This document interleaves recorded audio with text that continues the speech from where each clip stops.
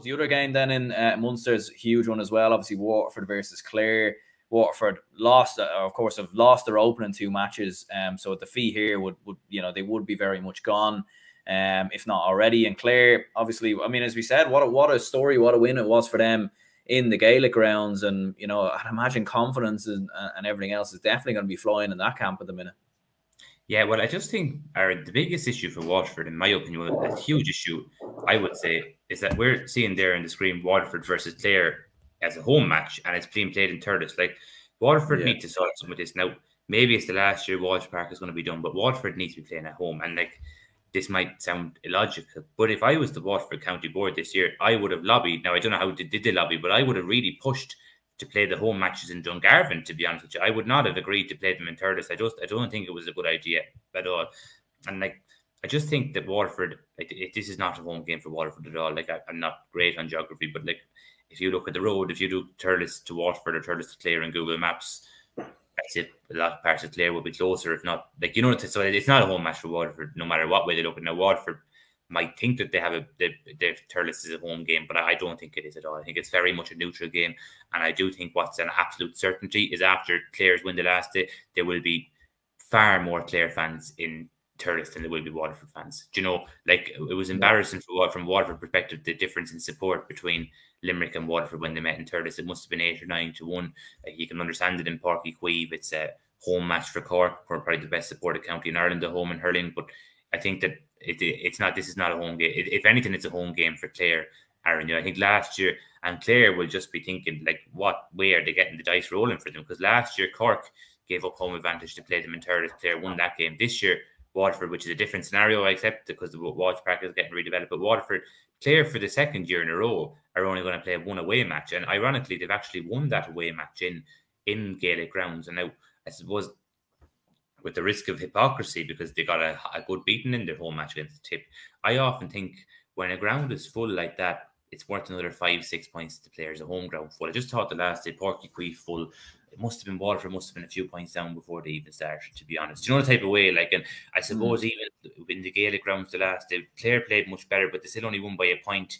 Like naturally, like, you're going to get a bit more breaks when there's a big crowd on your back. Like, you know, the type of way, that's just the way it works naturally. You know, the type of way, like, the 50-50 balls become 55-45 or whatever. Like, you know, like, sometimes they get the decisions. Like, you know, it's the home advantage. I think it's a bigger factor, and it can't be understated, you know. And I just think, like, Brian, obviously there's the low hand Davy Fitz. Like, it's probably, to be honest with you, it's getting a bit like Saipan at this stage. It probably needs to be forgotten about. It's talked about too much, you know, like, but it does add something to the game. But like, I suppose Clare are going to be very motivated for this, and like, to be honest with you, like, this is never going to be said, but I said it to someone today, like, if Waterford were offered a 2 or 3 point defeat here, I'd say that they mightn't be too far away from taking it. Now, they're not going to ever say we're going to accept to lose the game, but like, last year in Ennis, Clare's B team, essentially, they rested about 5 or 6 key players, absolutely hammered a good Waterford team. So, like, I think this game is huge for Waterford hurling. Like,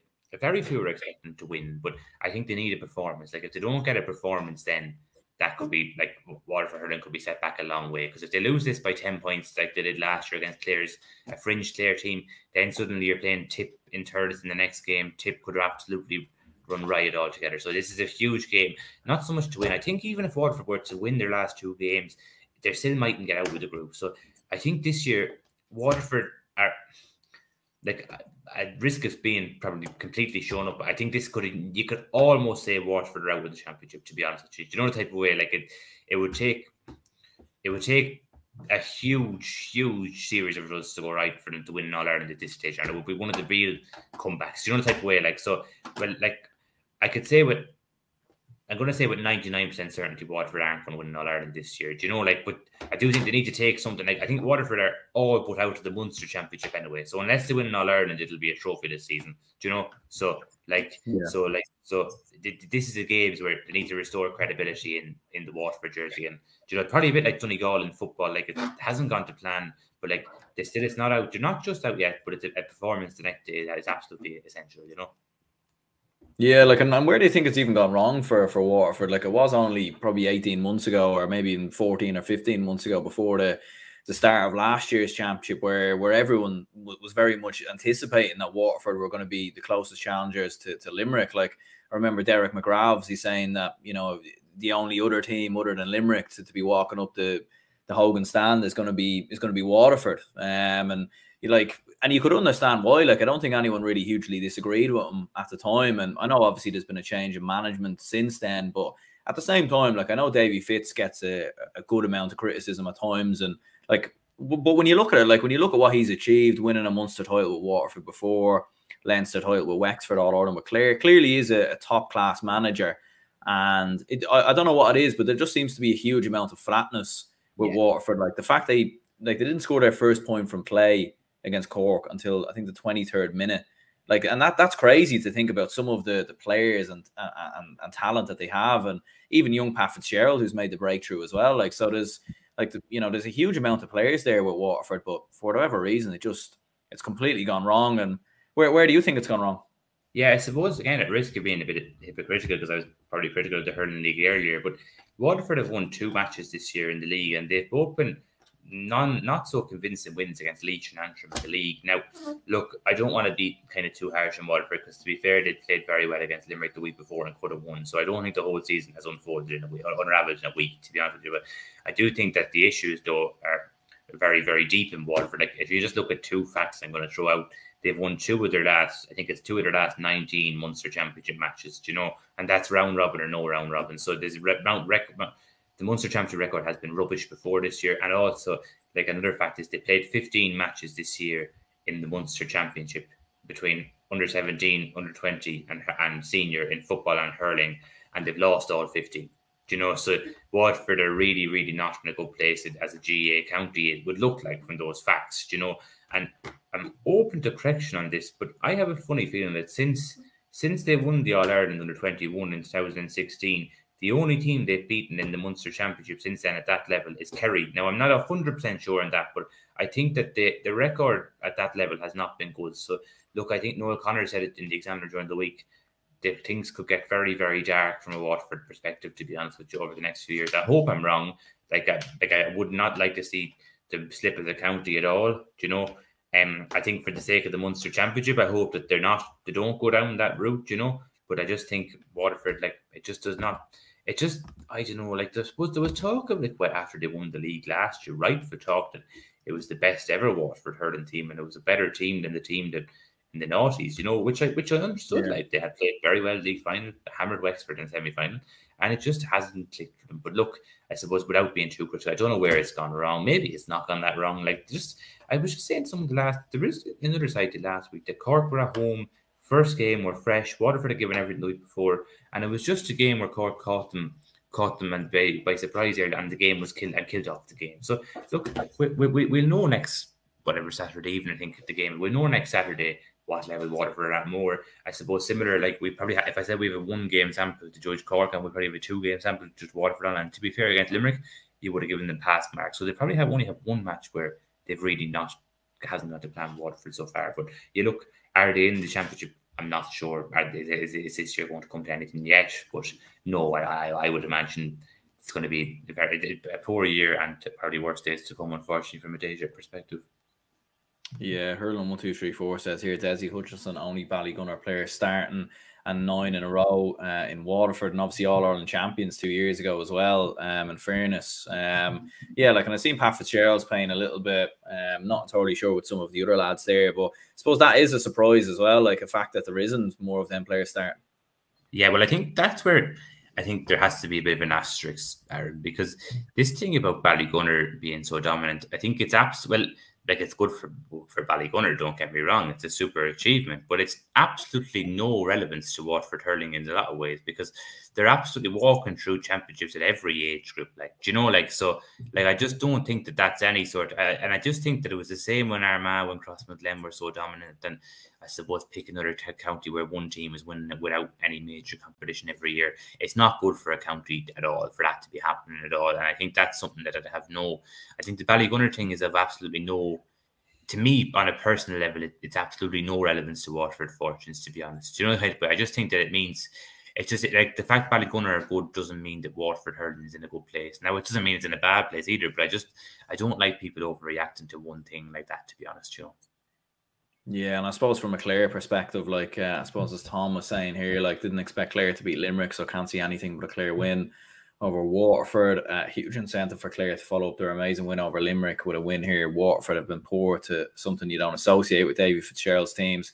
Clare to win by 4 points, and yeah, like I mean, as we were saying with Clare, like when you look at their team from 1 to 15, like there was probably a narrative maybe 2-3 years ago that there was a bit of a over reliance on Tony Kelly, and if Tony Kelly wasn't at his best, then Clare, you know, that was the first sort of step towards beating Clare. But now we're seeing I don't think Tony Kelly's been poor or anything or anything of that nature, but I don't think he probably produced better performances maybe 2-3 years ago in terms of scoring wise. But I think what's happening now is Clare more of a team. Like you're getting Aidan McCarthy chipping in, Mark Rogers has looked very good, John Conlon obviously as well. It's been very impressive. Peter Duggan, we've seen, scored a fine goal the last day as well. So, like, Clare have got a wealth of options. And, like, not only should they be eyeing up a Munster, but I'm sure they're looking further towards an All-Ireland as well when you look at the team that they have. Yeah, I think, like, to be fair to Brian Lohan, the one thing I will say, in the 4 years since he's taken over at Clare, we've probably in the championship, in the league, again, the hurling league, it's so hard to really get into it. But just going back in the championship every year in the 4 years, and I suppose it looks to be this year included, we have seen noticeable improvement. There's signs of clear improvement from Clare. Do you know, like, so I think that's one thing I will say, to be fair to Brian Lohan, is this gradually is improving this Clare team. Do you know? So I think that, like, I'm not sure if they're an All-Ireland contender. I just think that we've often thought that, and you kind of get let down an awful lot. You know, like kind of way, like, so I think the performance last year against Kilkenny was exceptionally poor. Do you know, I think there was a very, very dark day for Clare hurling, to be honest with you. Like, it was just a total no-show. Like, and obviously now John Conlon going injured was a bad loss, but then you have to accept that you're going to get injuries. Like, and I think Lohan wouldn't probably use that as an excuse. Clare just didn't play well. He'd probably accept in hindsight that he got stuff wrong. Absolutely wasn't the sole reason for the win. The players didn't play well. Kenny just ambushed them with intensity. Kenny can do that. Like, it's probably the hallmark of Brian Cody team. So look, absolutely no, that's in the past, and it's going to be no relevant to this year. But do I see Clare as All-Ireland contenders? I suppose they are contenders that they have to be, you know. But would I expect them to win All-Ireland? No is the answer, to be honest with you. Now, and I do think, funny, if Clare were to get to a Munster final and avoid Limerick, that would be something that would be huge. Yeah, what it would do is it would be really revive the Munster Championship. Not that it needs to be revived. Revive was just is not good, but it is a great competition. But a non-Limerick final and having different winners, like, would really, really be good for Munster hurling. Because I think Tipperary haven't won a Munster Championship in 7 years. Cork haven't won it in 5 years. Limerick have won 4 in a row. So any county, really, with the exception of Limerick, it would really, really be a good cause for celebration. So it would. Do you know? But so yeah, it's very good, very much something to look forward to. Is the Munster Championship? I think that's one thing with the Munster format. I think we'll very much see a position where if a team could end up coming third and be disappointed, like, which is good, which is what you want in the format. And that's, I suppose, we're here to talk hurling. But the football groups, whether you come third or second or first, I'm not so sure there's that incentive there, you know. But there very much isn't the hurling, you know. So yeah, look, it's something to look forward to, definitely, from a Clare perspective, you know. Absolutely. And I suppose with the fact that even Limerick did get beat by Clare last week, and obviously Limerick's performance against Waterford on the opening weekend wasn't particularly brilliant. So, like, I think there probably is, like, the ears are probably raising, or the alarm bells are being raised a little bit for some of these counties like Clare and Cork and Tipperary, and they might actually, you know, see the pathway opening up to a Munster final. But what are you thinking then? I think we're both predicting Clare wins in terms of marking the points. What are you thinking? Or yeah, I think it's Saturday week, that game, isn't it? It's the 13th of May. I think that game is on the Clare Waterford, isn't, you know? So it's not this weekend, it's the weekend after. But yeah, I'd say Clare to win by, say Clare by 8 points, just to be different, you know. I'd say around Clare by 7 or 8, to be honest.